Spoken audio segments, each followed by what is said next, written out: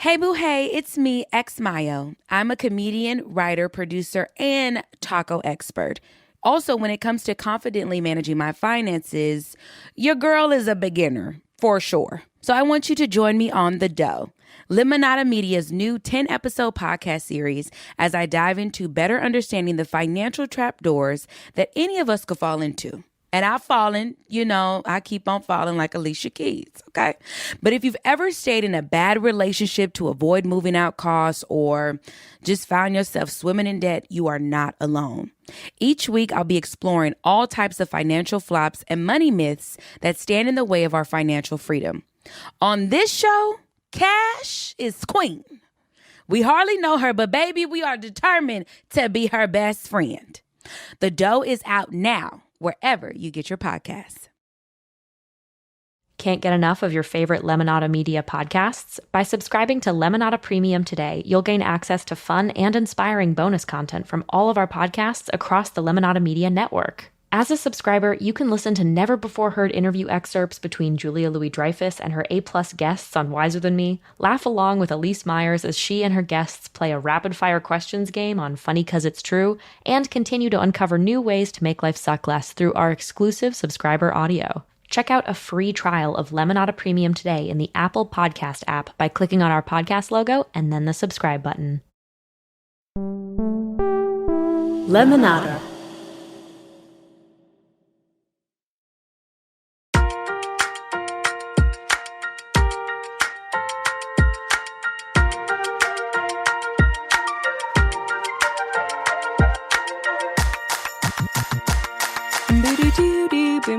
Okay, actually, can you just pretend that you're listening to a fully complete theme song here? I got really in my head, and I tried to make it perfect, and I couldn't. So this is going to be the theme song right here.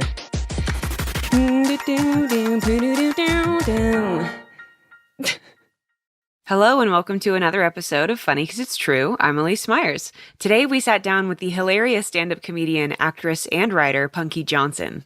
We had an awesome conversation about the early days in Punkie's career that ended up with her sharing a story about a big comedy breakthrough that she just had in Indiana. The biggest takeaway from this episode, though, is that a giant brownie with 2 scoops of ice cream and hot fudge can definitely still be a little snack if you just believe it is. So 2 things that are funny because they're true. Number 1, I discovered that Punkie and I are both former Payless kids, and she's currently living her best shoe life as of right now. And number 2, Punkie is the definition of when preparation meets opportunity. All right, let's get into it. Punkie Johnson. It is so good to meet you. I feel like I'm meeting a comedy hero of mine. This is amazing. God. Stop. No, I just be chilling and I don't be doing a damn thing. I just be chilling and looking stupid all day. I love it. I have a quick question for you. I heard that you are really into daily affirmations. Is that true? Yes. Where did that start, and what kind of things do you like to affirm yourself with in the morning? Because I love that you're so successful and you're still like, I got this. What does that look like? Oh, it started because I'm lazy. That's where it started. And I kept telling myself two things. I'm lazy. I do not like waking up. Great. And I'm doing something I love. So I was just like, why am I sitting here being pissed off that I get to go have fun for work? That's how it started. That's great perspective. Do you have a set list of things that you use when you affirm yourself, or is it different every day? No, it's the same every single day. So the way my affirmation started was, first, I'm lazy. I questioned myself about why I'm lazy when I'm a lucky person. I get to go do what I love every day. And then I just, one day, you know how your phone could hear you talking? Yeah, 100%. So my phone heard me talking, and it sent me a clip of Steve Harvey talking about waking up in the morning. Oh, wow. And he said, instead of waking up saying, I gotta go to the gym, I gotta go to work, I gotta do this, I gotta do that, he said, wake up and say, I get to go to work. I get to see my family. I get to go to the gym. I get to eat healthy. So now I wake up, and before I touch my phone, I say, thank you, God, into the universe. I smile. The first thing I do is smile, because I'm like, Really? If you're going to wake up, you got to wake up happy. Oh my gosh, I love this. I'm taking notes. This is so good for me. So I wake up and I smile. And the crazy thing is, smiling makes a big difference when I wake up. I don't know how, but it changes my mood instantly, just smiling before I say anything. There's a lot of science behind that. I went to college with a guy that was German, and he had a therapist that told him to pretend laugh for 60 seconds. He started his therapy sessions by fake laughing for 60 seconds, and it literally tricked his body into believing he was happy. And then he continued his day. And he made me do it. Like, he made all of our friends do it. And we would this could sound so funny, but we would lay in a circle and put our heads, lay on our backs and put our heads on each other's stomachs, lay like that. And we fake laugh. And the bouncing, this is so weird, but the bouncing of the stomach, and it made all of us start to laugh for real. And then we would start our writing sessions or whatever, because we felt like we were in this different place, and the body physically changes. I love that. Yeah, it can't tell between fake and real emotion if you're just telling it what to feel. Isn't that crazy? No, it ain't crazy. Now you gonna have me doing it. Good. I'm gonna do it. I'm gonna start busting out laughing. It's so much better than a smile. Yeah, well, even when I film stuff on my own and I'm in a room alone, I will make myself fake laugh like that. It taught me so much to then when I go into something where I have to be up and I'm I just started, I'm not even happy yet, I just woke up, I will be in that place where I'm I'm happy now because I've made myself fake laugh. And I think about him all the time. He has no idea that I ever will think like this, but I should go thank him actually. Okay, so I actually haven't thanked him yet, but Josh, if you're listening, thank you very much. Listen, that is the best thing I've heard just for mental preparation for a day, because it works. It's I do a whole bunch of things that prepare me for what I'm about to do. Before I go on stage, I stand in the superhero position Really? for a minute. Before you do stand-up? Before I do anything where I have to be brave, because I'm going in front of a bunch of people. And number one, I'm talking about gay stuff. Great. And number two, I'm a woman. And Great. we all know how that, Yeah. I think we're beginning to be received very, very well in comedy, but it's still that thing of, it's a female comic. Yeah. You know what I'm saying? Totally. And I'm black. I got all these 3 strikes. So I'm just you know what? Superhero. I go out there and I do it. And it's crazy, that mental stuff. I was reading this story. I don't even know if it's true. I don't know if it's for relationships to be better with each other. Mm-hmm. But I read that this man had been mentally checked out with his wife and was divorcing her and going to see someone else. And his wife found out about it.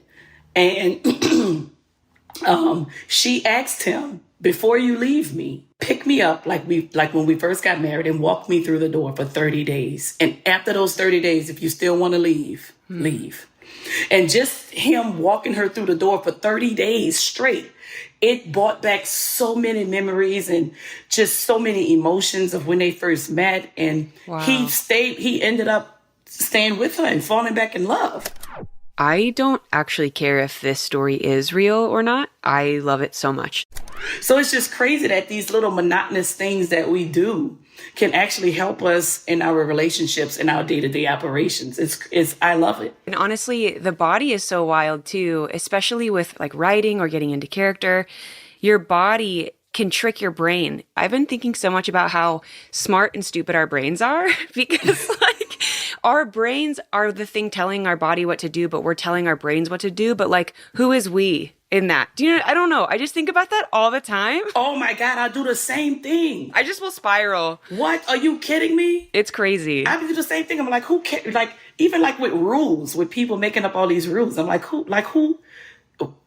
It's all man. It's so weird. It doesn't matter.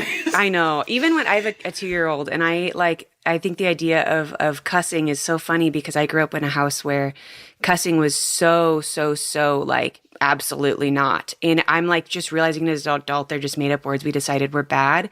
And I'm trying to teach my son, some people might not be okay with it, but also it's a word. And so it's how do we teach him to have this neutral morality around words, but then respect other people's feelings about them so that he's not in a place where he's hurting other people, but he's also not hurting himself by having these beliefs about things that are kind of just morally neutral. A lot of that is. You need to write a book. Not on parenting, for sure, not on any of that. No, but just as you go, because that's such a good idea, because we raised to just pretty much be don't say that, that's a bad word. Yeah. But is it? Is it? Or have we just Other added things to it that are bad, that are like didn't need to be there? That is brilliant. You should write a book because it sounds like you're doing something different. Thank you. I appreciate that. We're trying. Because I got my mouth washed out with soap, if I say the bad Same. word. I will never be able to use Neutrogena soap because Trauma. my mom started with hot sauce, but I am obsessed with spicy food. And after she got no reaction from me, I should have lied. I should have caught on and been like, yeah, this sucks. But no, she caught it. And then she started using soap, and I quickly learned about that. Not my entire pregnancy revolving around spicy food this time around. I'm gonna work that out in therapy. It's zestfully clean for me. Zest. That was a cheap pour soap anyway. Oh, Zest. No offense to people who use Zest. But we couldn't afford nothing but Zest. So it's Zest for me. Never again. Mm-mm. Are there things in your life now that you're like, you have had so much success in your career that you will buy because you couldn't buy when you were younger, that you're like getting those like small luxuries that you didn't get when you were a kid? Do you do that? Shoes. Shoes. Okay. Any specific shoe or just like shoes? My mother would not buy me expensive shoes. We were pay less all day, every day. Oh, same. Shoes. I love shoes. I will wear the same clothes every day. Same. I'll change my underwear. I'll change my bra. I'll change my socks. But these black jeans and this t-shirt, and I've been wearing the same hat for months. It stinks. I love that. I don't care. But shoes, I could rock a different pair of shoes at least 150 days out the year. Are you like sneakers, loafers? Like what's your go-to style? So it all depends, right? So I'm starting to do a lot more, I guess, let's say classy things. Sure. So I'm starting to buy a lot like Steve Madden's and Kohans. And I'm starting to learn. I don't know the fashion. So that's the only two I know, I guess. Oh my gosh. But I love that you're getting into shoes. That makes me really happy. For me, it's snacks. Our pantry will always have snacks. We were like an ingredient household. Snacks were a definite no-no. And now I'm like, I'm going to have every single snack I possibly can buy, even if I don't like it. Because what if someone comes over and they like it? Yes. And they're going to go in and get a snack, and it's fine. It's good. It's like, that's my favorite thing is food. Listen. I'm trying to stay away from snacks. Okay. We've always had snacks in our house. Hot fries, Oreo cookies, vanilla Oreo cookies, goldfish, brownies. But my favorite snack is a brownie sundae. Okay. 1 scoop of vanilla, 1 scoop of chocolate, a big fat moist crunchy brownie with so much hot fudge I can drown in it. I'm too pregnant for this conversation. Really? Oh, I want to have a baby, but I'm scared.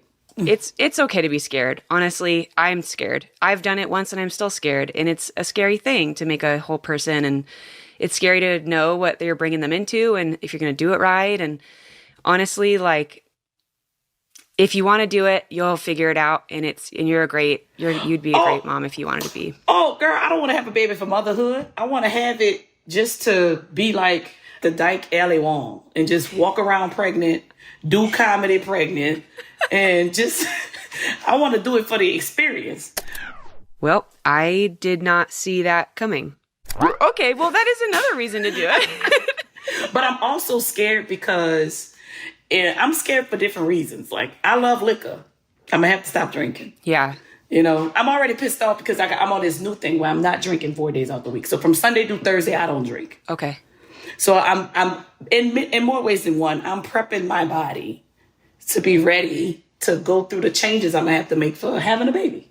I'm proud of you. It's hard. Honestly, I'm going to be bringing a mini bottle of champagne to the hospital the moment. I waited a while after my son and this pregnancy. I'm going to bring a packet in my little hospital bag and be like, yeah, you know what? This person is out of me. I'm drinking this champagne now. So it's going to be great. That's going to be great. I should come and have some with you. Where you at? You in Los Angeles? I'm in Omaha, Nebraska. If you want to come to Omaha. You in Omaha?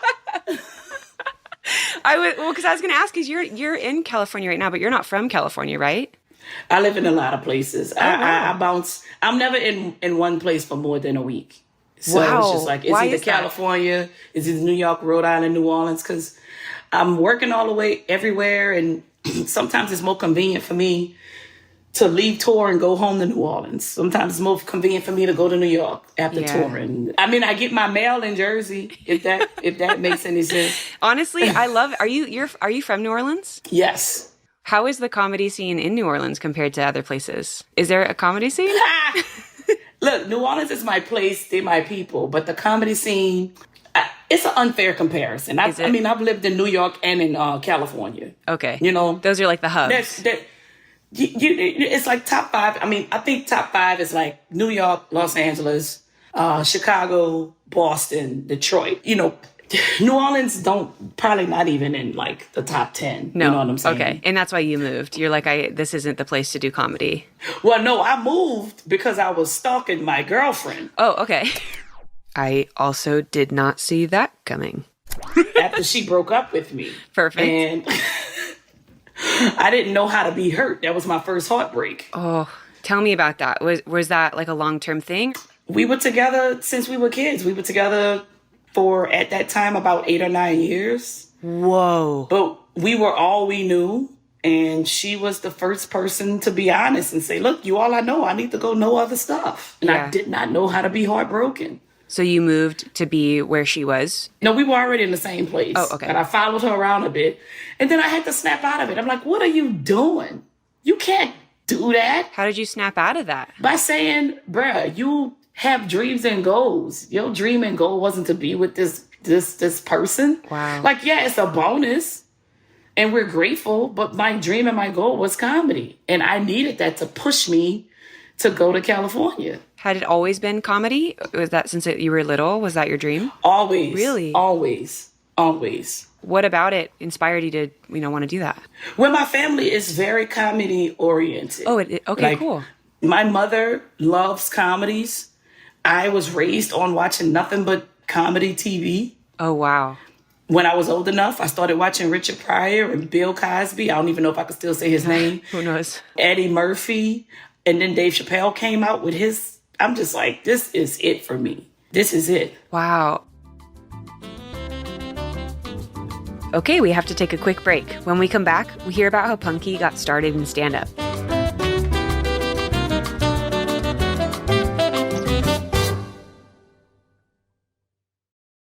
You want to know what's music to my ears? Bread bowls. And that brings me to our beloved sponsor, Panera. Whenever I'm not sure what I'm going to do for dinner, but I know I want something nourishing that I'll really enjoy, I pick up Panera on the way home. Plus, with Panera's new Crunch Time feature, Panera will send you a reminder at whatever time you want to order your favorite preset dinner with one easy swipe.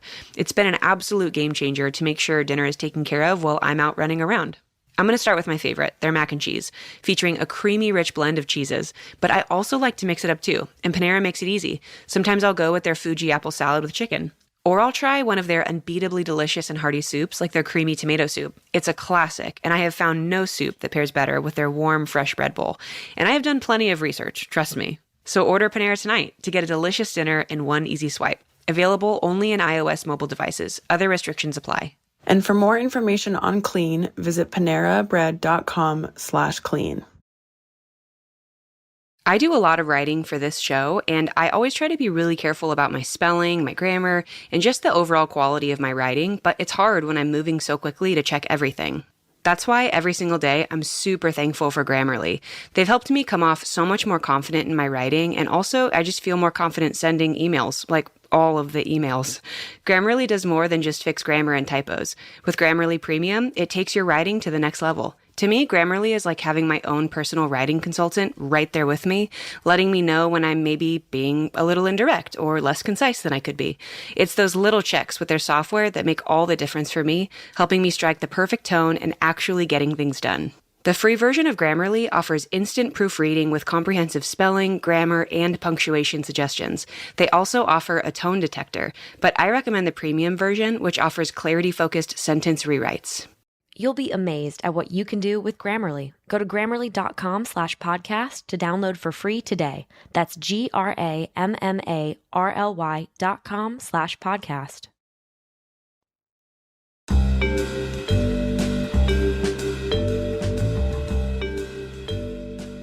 Did you have a plan, or when you kind of snapped out of that realization with your girlfriend and you're like, this is my dream, what did those next steps look like? You know what?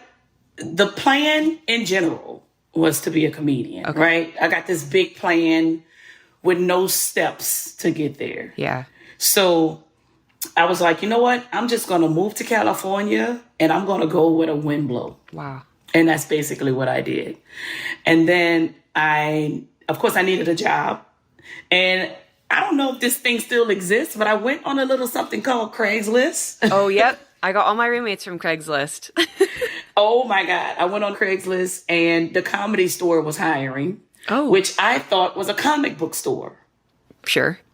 So I was like, you know what? Comic books, it's all the same. So I go down to the comedy store and it was a comedy club. And I'm walking in, I'm like, yo, this is crazy. I mean, it's 3 big rooms. I'm still like speechless, obviously, as you can see it. It's Robin Williams on the wall. It's Jay Leno on the wall. It's David Letterman on the wall. It's and I'm just like, this is crazy. The wind blew me to the Comedy Store. From Craigslist. From Craigslist. When you thought it was a comic book store. Yeah. So did you just walk up to someone, you're like, I want a job? No. It was 75 people in the room for an interview. And what was the job? To be a waitress. Wow. Yeah, to work there. And everybody, I don't know what's going on in Los Angeles, but no one gets dressed for interviews, I guess. And everybody had on like a T-shirt and a hat. I was the only one in a suit. I mean, I was looking casket sharp. Okay? I had you got your like whole briefcase. suit on. I did. I had a briefcase. I had my profile. I had my portfolio. I had nice shoes on. And at this point, they wanted waitresses. Yeah. So I completely did a 360 because, I'm a tomboy. You know what I'm saying? Yeah. I'm dykey. So I put on earrings, makeup. I had someone do my hair all cute. So I'm walking in there all girly, being somebody who I'm not. And I'm like, I'm going to get this job. Yep. And out of 75 people, I got the job. It was, you dressed up. You showed them, I'm here. I'm not playing around. I want to take this seriously. And you got it. Yeah. And that's how I started comedy, because I was very scared, honestly, if you want me to be honest with you. I was like, I'm never going to get on that stage. I'm going to just go to acting school and just do it through acting. But that's when I was like, damn, 75 people, I'm never going to get this job. And that's when I made a promise to myself. I'm like, look, if you get this job, that means you're supposed to do comedy. So if you get it, you have to do it. Really? So when you got the job, how long did you serve as a waitress before like you ever hopped up on stage? Like, how did you even get on stage? I was a waitress for so I lied and told people I didn't want to do comedy. Okay. I wasn't interested in it. And that turned around to bite me in the ass, because my whole goal was be here, study it, learn the politics, and then when you're ready, let them know you're interested in comedy. So you didn't plan on ever doing it there. You were like, I'm just going to receive here and then take that somewhere else. Right. Okay. But, comics were crazy. Yep. And if it looks like you're playing with the craft, it's going to be a problem. Yeah. So when I started doing comedy and let it be known to them that I wanted to do comedy, they were like, you only want to do it because you see it. You're not a real comedian, so no. Do you think that because you acted like you didn't want to do it, they just thought you looked at the craft as it was too simple? Yeah. They were like, people come in and out here. They be waitresses, they be bartenders, and they want to try this. We've been working our ass off of this. You don't get to just come here and jump on stage. And so how did you prove yourself, and how did that first time on stage happen? You know what? When they wouldn't let me on stage, I just hit open mics. And all your bits, like when you start off doing 3 minutes. So I'm like, you know what? I'm just going to go to all of these open mics at coffee shops and hole in the walls and bars and places where there's nobody in the audience, where you have to pay $5 to perform and you got to buy a drink and food pending. Yeah. You're like, it's costing me so much money to work. Yes. Paying to work at this point, right? And I just practiced. I mean, I'm like, you know what? I'm about to get this 3 minutes so tight. And then they let me on stage. And I'm not going to say I killed, but I didn't bomb. And from then on, this guy named Willie Hunter was just like, good job. Good job, kid. Keep working. And then he just had my back. He just saw me continuously working, saw me doing open mics, and he just started having my back. So it only takes one person to have your back, And And then did that translate to the Comedy Store? You ended up getting on stage there? Yeah. Yes. But I still had to work for it. You know how this business is. It's like every time you reach a milestone, the work gets harder. Yeah. So I start off doing these open mics, but now you got to work to stay on. And as a person who worked at the Comedy Store, the privilege was you don't have to sign up for the open mic. The privilege was working there and just getting on stage. Right. So now I'm sitting up here thinking, oh, I don't have to sign up for the open mic. Y'all saw me do comedy. Y'all know I'm serious. Let's go. They're like, oh, no, baby. You got some signing up to do. Yeah. There's no free passes, it sounds like, in this situation. It was no free. So for 3 months, I signed up. They didn't let me up. 4 months, sign up. No, I'm like, yo, what's going on? They're like, work for it, baby. So I think after like 6 months, they let me up. The amount of rejection you have to be okay with experiencing in this business is so mind-blowing. I'm having a hard time understanding how people do it. What did that feel like that first time? I don't know. I was scared. I don't even think my heart was in my body. I can still feel that. Really? Yeah, I can still feel that. I did this crazy bit of talking about my mom and how she raised me and how one day I was watching this Lifetime movie and the little girl said to the mother, I hate you. And the mother came over and hugged her. It was like, oh no, baby, don't say that. I love you. And I tried that as a kid just to get some empathy and sympathy from my mother. I was like, I hate you. But in that moment, I forgot I was a black child and black mamas don't play that shit. The empathy is not in that moment, I would imagine. And also that was a Lifetime movie and this is real life. Yeah. My mom was like, oh, you hate me, huh? And she started running off how she paid a bill. Like, do you hate how I pay the bills? And someone get the zest. Yeah, someone get the zest. Left her call back. So it was just like, I don't know. I just did that bit and it worked. Time for another break. When we come back, Punkie tells us about the first time she felt like she nailed it on stage.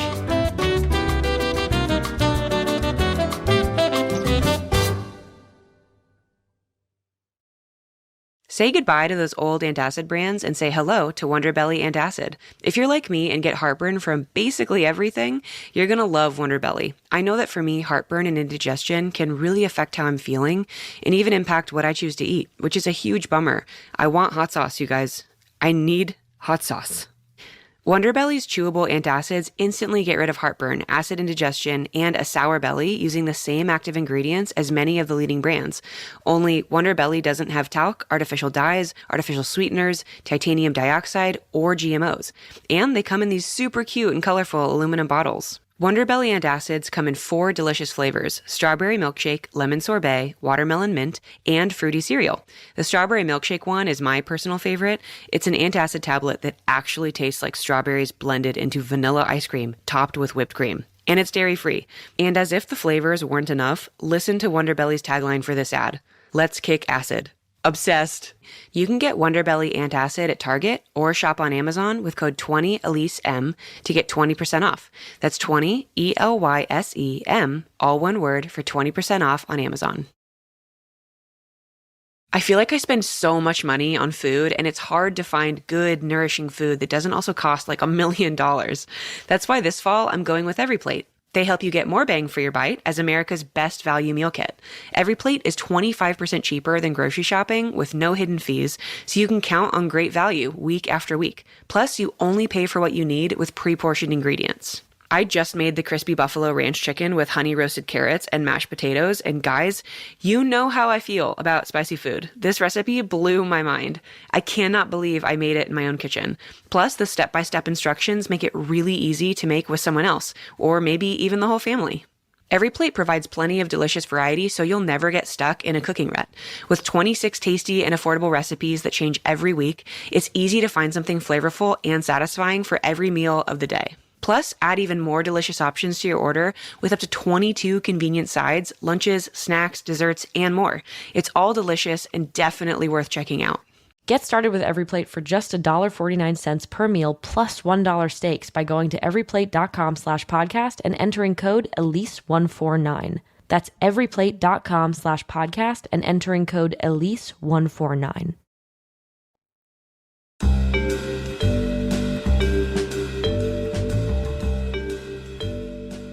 Do you remember like the first time, whether it was at the Comedy Store or maybe one of your first like 3-minute spots, do you remember the first big like laugh you got?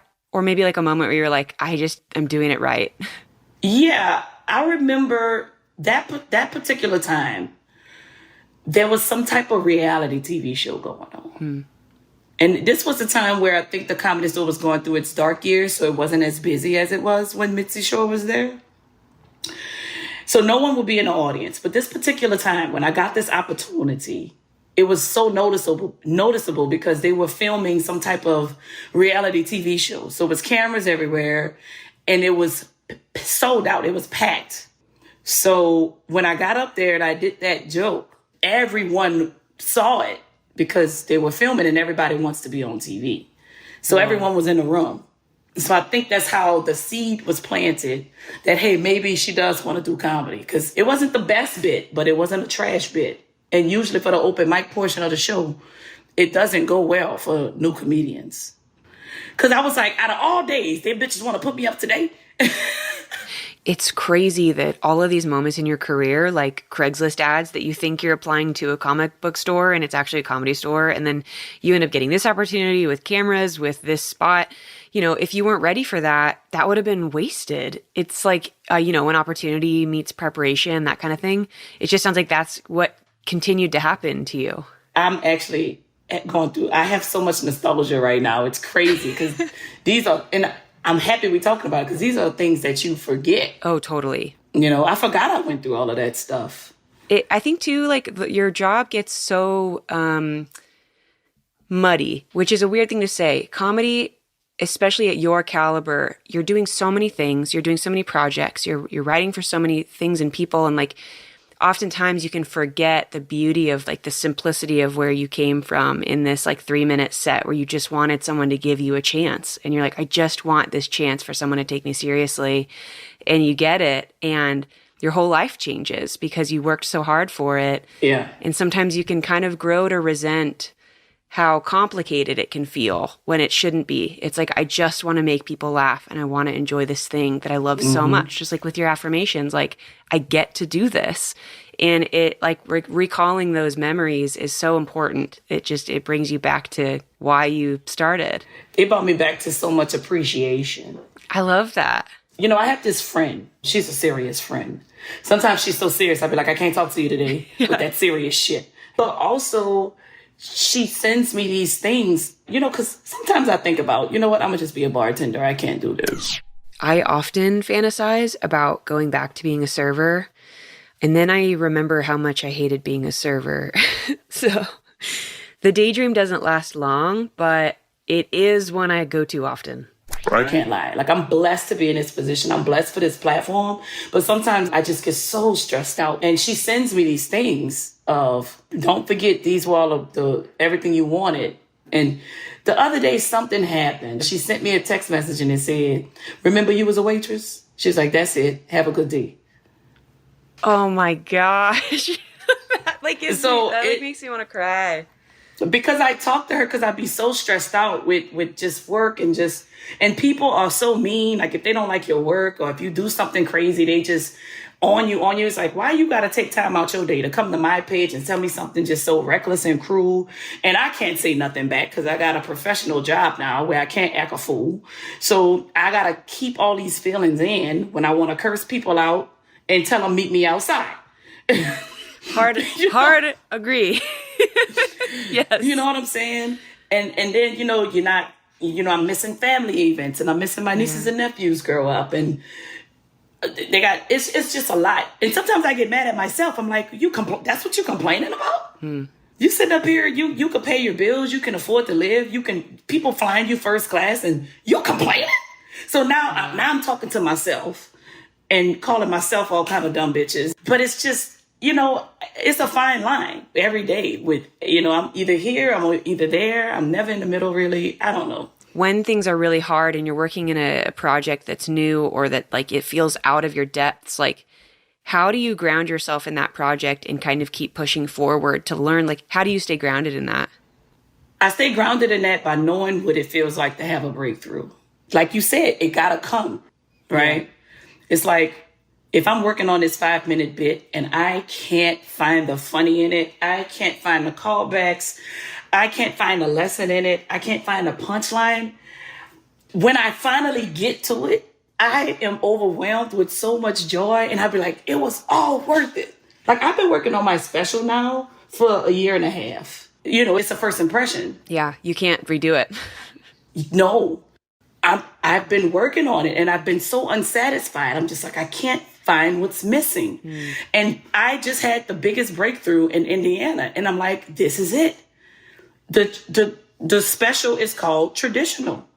I was in a marriage I was a woman playing a man in a marriage because my wife asked me for a traditional marriage. So now I know this whole special is about all the gender roles and all the things I tried to do that I was incapable of doing, but I tried anyway. And the title speaks for itself. The title of the special is called Traditional. And I was like, that's it. And now I get to fill in those holes because now it all makes sense to me now. And it came to me on stage Friday night. And I was like, I was shaking. I was like, I just nailed it. And I just want this to be so special, something that men and women and people all can relate to, because it's not just about me being gay. It's about me being somebody who I wasn't in a marriage and losing myself. Wow. And ultimately losing my damn marriage. Which in itself, that stuff isn't funny, but finding the funny in it and allowing people to latch onto that and being like, look, I understand. Like, that's not funny, but the humanity in all of it kind of rises through and makes it funny. That's like, it's so relatable. Yeah. I can't wait to see it. I just got to fix a few more things, make sure it's tight, because I want the jokes to come out. So I used to watch a lot of Steve Harvey. Yeah. And Steve Harvey used to say things like 5 seconds, 7 seconds, 5 seconds, 7 seconds. So basically, I'll set up a joke in 4 seconds. At the 5th second, I'll get a laugh. Next thing, set the joke up in 6 seconds. At the 7th second, get a laugh. So if I can do an hour of 5 seconds, 7 seconds, that's it. That's it. That I have never, ever, ever heard any comedian formulate a laugh that way. Like, because I don't do stand-up, right? So listening to you make this like formula, it just seems like such an anomaly to me. It is just smart in the way that you plan it out, and it takes so much preparation, but like when it's done so well, like you do it, it doesn't sound that way, you know? Yeah. It sounds like you're making it up. You're just pulling these stories out of your back pocket and you hope it's funny. And you're like, no, I know it's funny. The amount of work that has to go into making something feel and sound and look effortless will always be amazing to me. Is your hope to have your special be something that another comedian studies to make theirs great? I mean, absolutely. Yeah. I mean, like, if you want to look at it, but also we're all learning from each other. Yeah. So I think we pick, like, my comedy is probably, for me, I learn the best from Cat Williams and I learn the best from Kevin Hart. Not from Dave Chappelle, because he's more of a political comedian. I'm not like that. I go more on life experiences, family, kids, dating. I go mostly on that. I like to hear that your input increases a lot when you're feeling uninspired, because that's how I am unknowingly. Like, I find that when my output has to be really, really high, I feel like I don't have time for input in terms of, like, you know, content I'm consuming and inspiration. And I can feel like that's when I get burnt out in what my job. And I have to force myself to distance myself from the output and the creativity so that I can give myself a break. Honestly, even if that's going for walks or if that's watching comedy and just having a special where I'm like, I'm not even going to study. I am literally just going to consume this for my own personal life with my husband or my friend or whatever. And then those moments where my brain is just off is when it happens. And I'm like, oh, thank God. Like, I'm not bad at my job. I was just tired. You know, Einstein actually said that solutions to equations came to him when he was brushing his teeth, not when he was actually thinking about them. So there is, like, a lot of truth to this theory. I wanted to talk about your podcast, Love Thang. Oh, yeah. Do you find that that's a cool way for you to, like, work things out on air, on your episodes? Like, do you find a lot of comedic inspiration from that? Or is that like a separate thing to kind of reset? You know what? Truth be told, it is actually a good therapy that is helping me get through my divorce. Honestly, I love that. Everyone needs that. You know, when you go through a breakup, well, I can't speak for everybody else, but I know I'm going through this divorce, which I'm divorced now. It's final. But as I'm going through the divorce, I'm pointing the finger. You did this. She did this. Nah. Nothing was my fault. Right. But as I go through therapy and I do this podcast, everything of the way that I mishandled my marriage is falling out. Wow. And now I get to start accepting it and holding myself accountable. Wow. And I get to start working on it, making sure I don't make the same mistakes in my next relationship. And you guys give relationship advice, right? Very unprofessional, unsolicited. Love it. Love it. Honestly, that's better advice sometimes than anything else because it's actual lived experience. Do you find pressure to make that podcast funny, or do you feel like you just let it be what it is? I let it be. You know why? Because I feel like forcing it, I feel like people could hear force.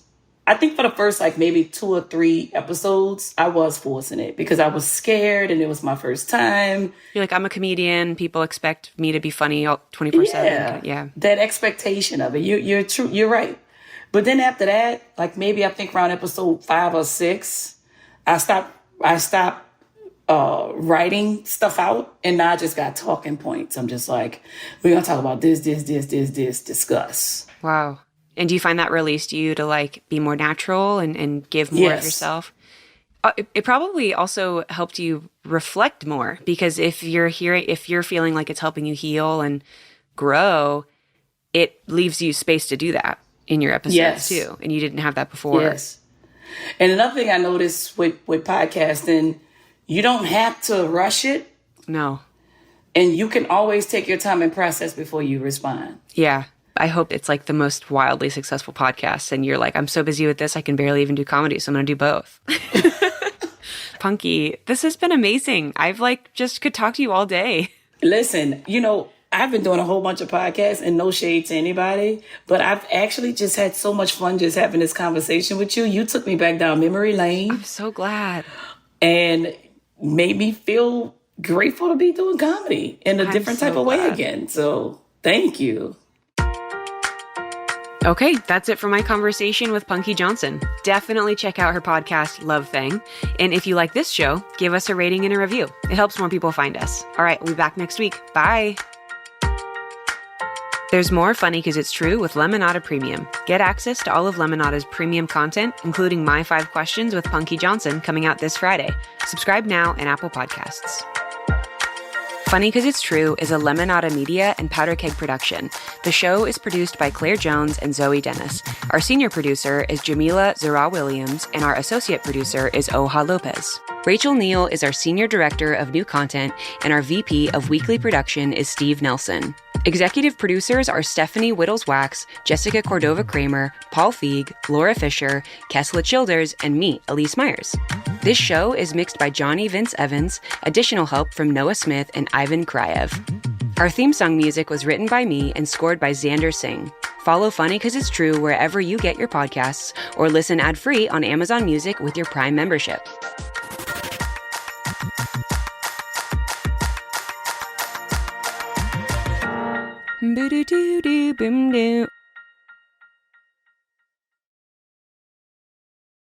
Hey listeners, I'm here today to tell you about Lemonada Media's newest limited podcast series called Declined.